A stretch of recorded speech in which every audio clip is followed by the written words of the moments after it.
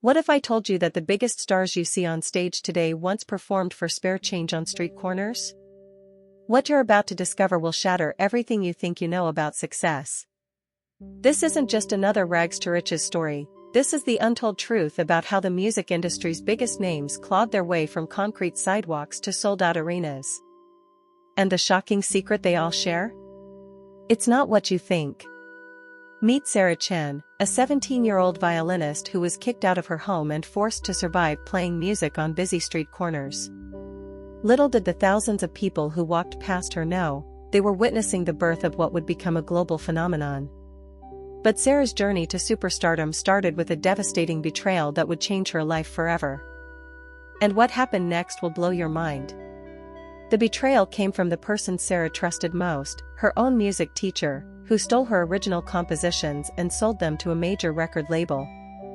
Devastated and broke, Sarah found herself with nothing but her violin and a burning desire for revenge. But here's where the story takes an incredible turn. Instead of giving up, Sarah did something that seemed impossible. She turned the streets into her conservatory. Every subway station became her concert hall, every sidewalk her stage. She developed a unique playing style that nobody had ever heard before, blending classical violin with street rhythms and electronic beats she created with a loop pedal she bought with her first week's earnings. Crowds began to gather. Videos started appearing online. But what happened when a mysterious talent scout approached her with an offer that seemed too good to be true? The answer will shock you, because it wasn't what you'd expect. The scout wasn't from a record label. He was a homeless veteran named Marcus who had been watching Sarah perform every day. Marcus revealed something that would change everything. He had been a sound engineer for legendary artists before losing everything to PTSD. He saw something in Sarah that the industry had forgotten: raw, authentic talent that couldn't be manufactured. Together, they hatched an audacious plan. Using Marcus's old industry connections and Sarah's growing street following, they would bypass the traditional music industry entirely. They started recording Sarah's performances in abandoned buildings, subway tunnels, and rooftops across the city. The acoustics were incredible, the visuals were stunning, and something magical was happening. Their first underground video gained 100,000 views in 48 hours. But then the music industry struck back with a move so ruthless, it nearly destroyed everything they had built. What they did next broke every rule in the book. The industry giants sent cease and desist letters, claiming Sarah's music was too similar to existing copyrighted works.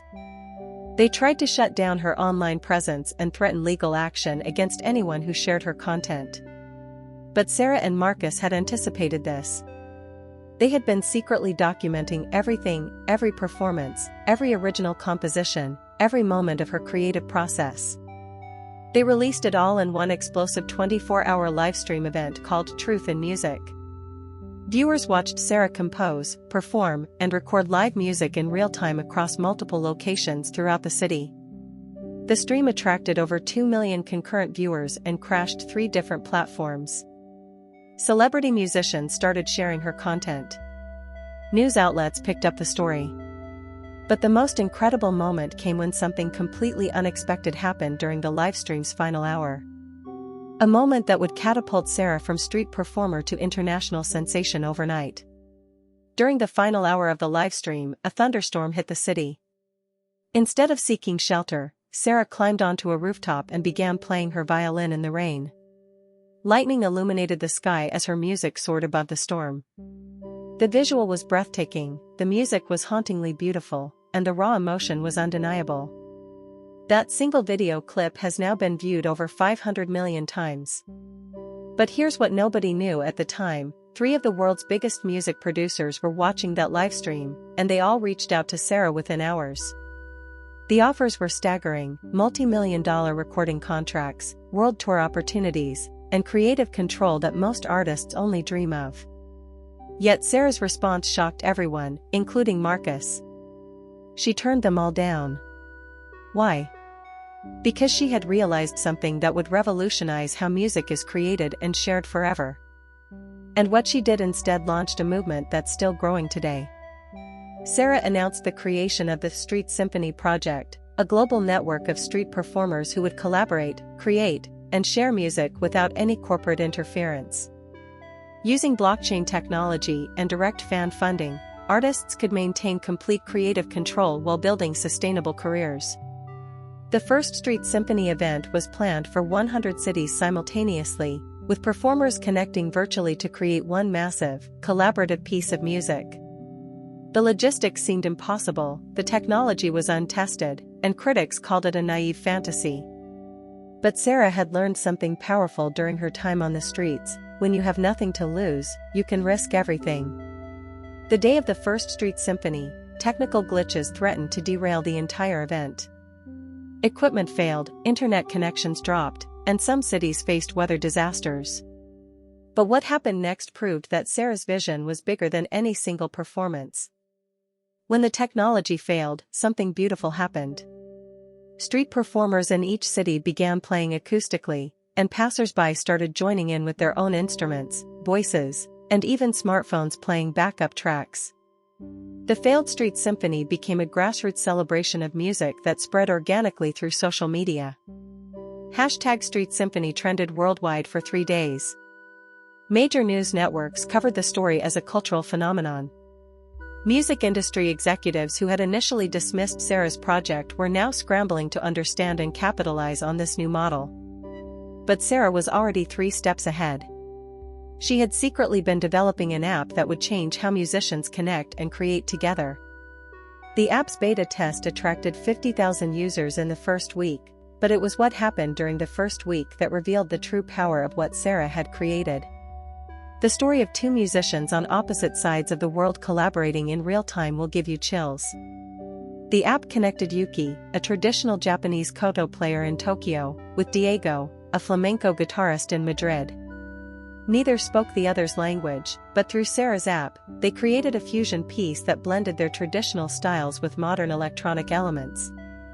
Their collaboration video gained 50 million views and inspired thousands of other cross-cultural musical partnerships. The app wasn't just connecting musicians, it was connecting cultures, breaking down barriers, and proving that music truly is a universal language. Major streaming platforms started integrating with Sarah's technology. Record labels began scouting talent through the app. And Sarah? She was invited to speak at the World Economic Forum, featured on the cover of Rolling Stone, and offered a full scholarship to any music school in the world. But none of that mattered compared to what she discovered when she returned to the street corner where it all began.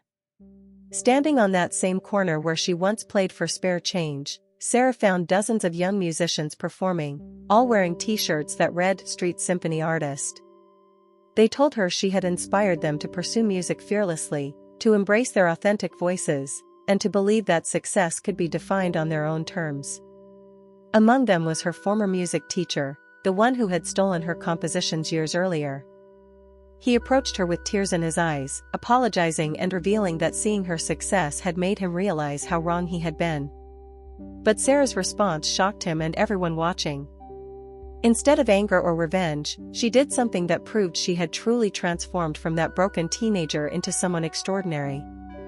Her words in that moment went viral and became a rallying cry for artists everywhere. But what she announced next would cement her legacy forever. Sarah forgave her teacher publicly and offered him a position in the Street Symphony project, not as a leader, but as a student, learning how to nurture authentic talent instead of exploiting it. She announced that 50% of all Street Symphony profits would fund music education in underserved communities worldwide.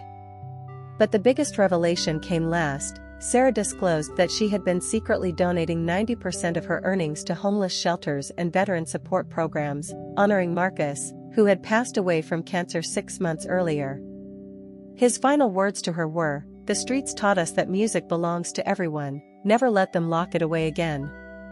Today, the Street Symphony project supports over 100,000 musicians across 75 countries.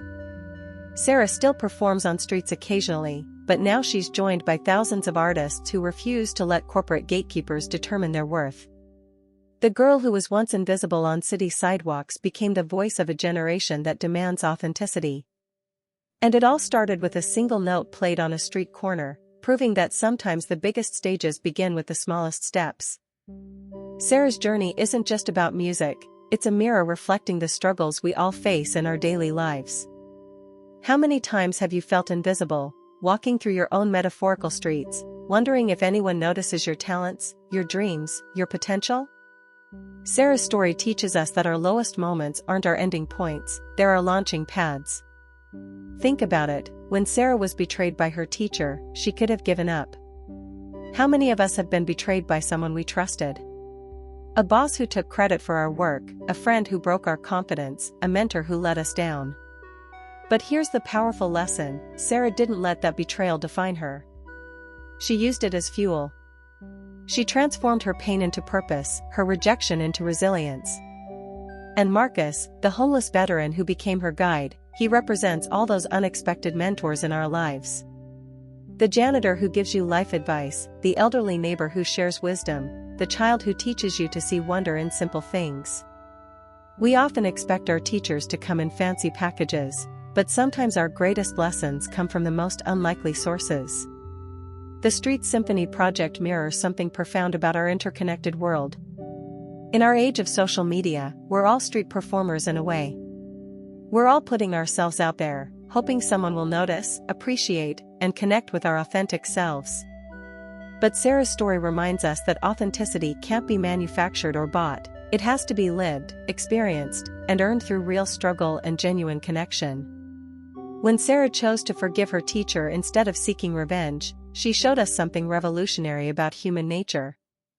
In our cancel culture, in our world of instant judgment and permanent consequences, Sarah chose healing over hatred. She chose growth over grudges. This isn't weakness, this is the kind of strength that changes the world. Most importantly, Sarah never forgot where she came from.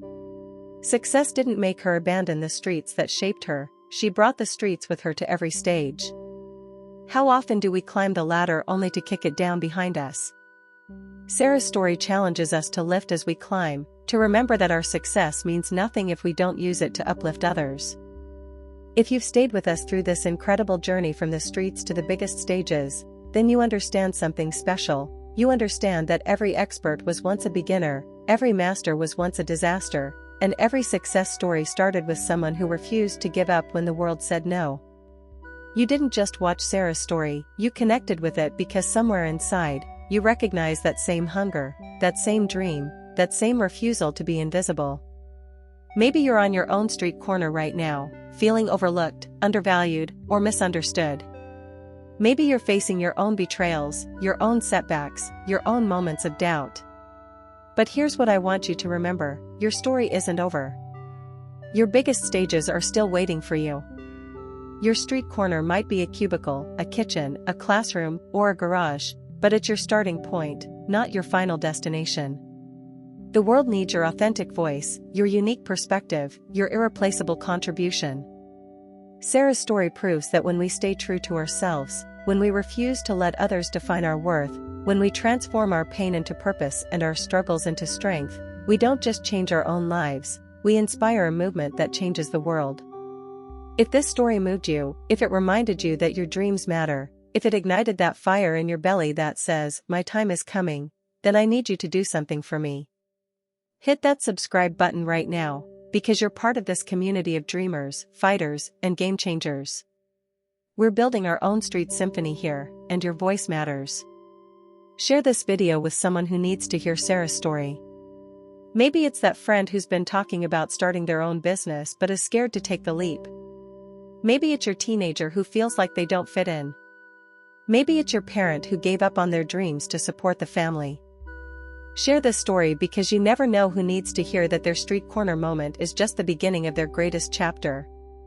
And remember, every legend started as a dreamer, every icon was once unknown, and every revolution began with someone who refused to accept that this is just how things are. Your stage is waiting. The question isn't whether you're ready, the question is, are you brave enough to start where you are, with what you have, and trust that the music you create will find its way to the people who need to hear it? The streets taught Sarah that music belongs to everyone. I'm telling you that success belongs to anyone willing to fight for it. Your symphony starts now.